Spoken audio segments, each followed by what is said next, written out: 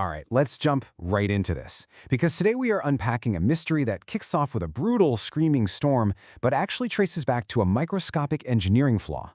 We're looking at the Alexander L. Keelan disaster. And right off the bat, I want to set the stage for you. Imagine the freezing, totally unforgiving environment of the North Sea in the late 1970s. The wind is howling, the waves are just massive, and a truly catastrophic event is about to unfold. But here's the crazy part. It's not because of the raw power of nature. It's because of a single, tiny, invisible failure hiding 20 feet underwater. 212.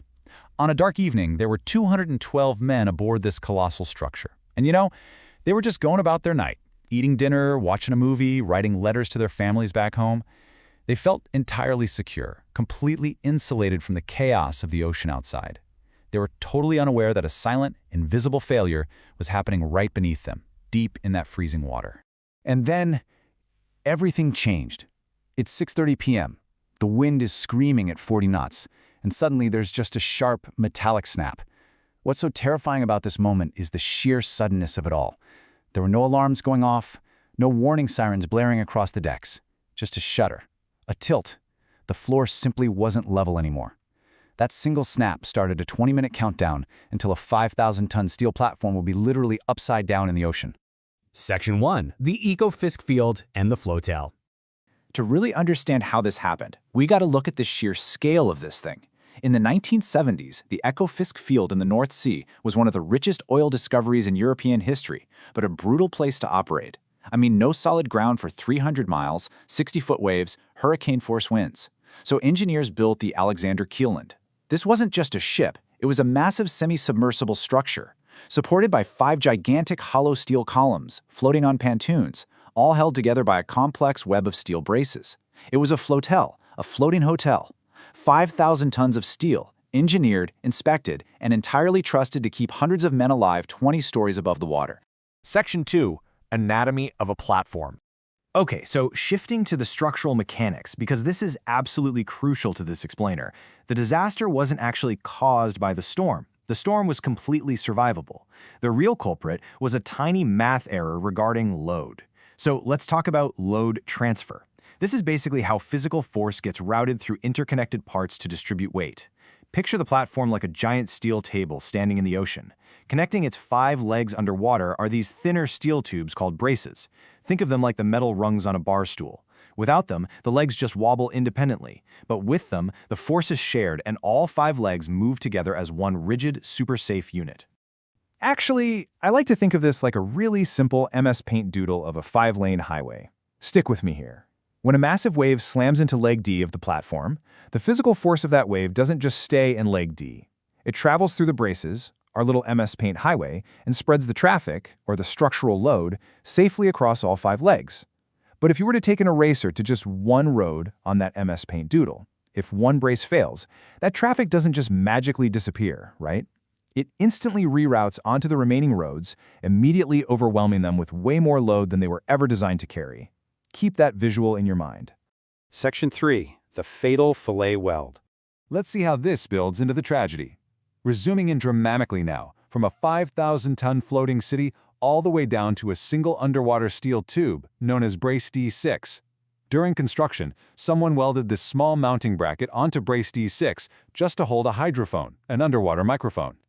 On paper, it was this minor, cosmetic, non-critical attachment that math said would last for decades. But the reality?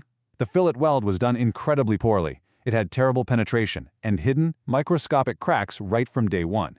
By simply welding a convenience bracket onto a major load-bearing brace, they accidentally created the platform's absolute weakest point. Which brings us to the science of how steel fails. Because it rarely just snaps all at once, it fails through fatigue. Fatigue life is a math prediction of exactly how many stress cycles, like waves hitting the platform day after day, a piece of metal can survive before microscopic cracks lead to failure. The calculations they used for that hydrophone bracket assumed a perfect, pristine weld.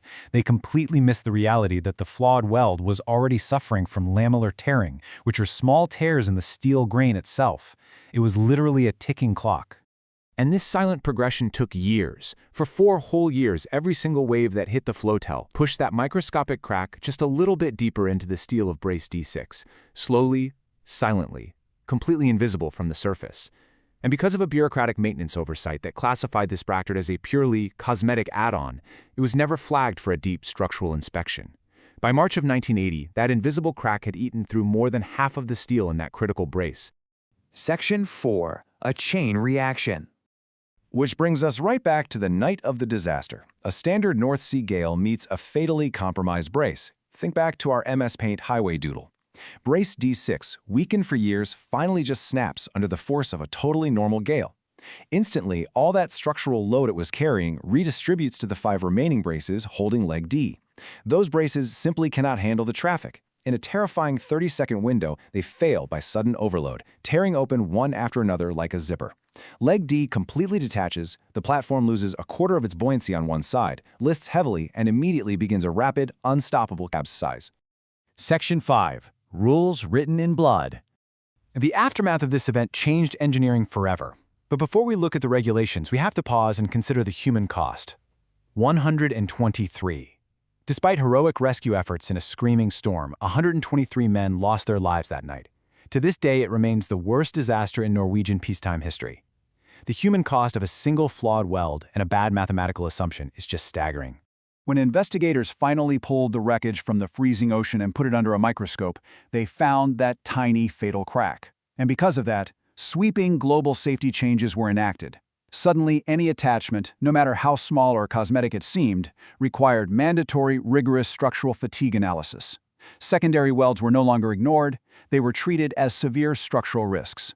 Plus, command structures were entirely overhauled to ensure that if something like this ever started happening again, rapid evacuation orders could be given in seconds, avoiding the fatal confusion of that night. And that brings us to the core lesson of this entire explainer, captured perfectly by this saying. Safety regulations aren't written by cautious bureaucrats. They're written in blood. There really are no minor modifications in engineering. When you hear about an inspection rule that feels completely excessive, or a redundant calculation that seems like a waste of time, remember Brace D6. Those redundant rules exist specifically because gaps in the math end up costing human lives. They're written by people who promised themselves that a tragedy like this would never, ever happen again. So, I want to leave you with this kind of chilling thought.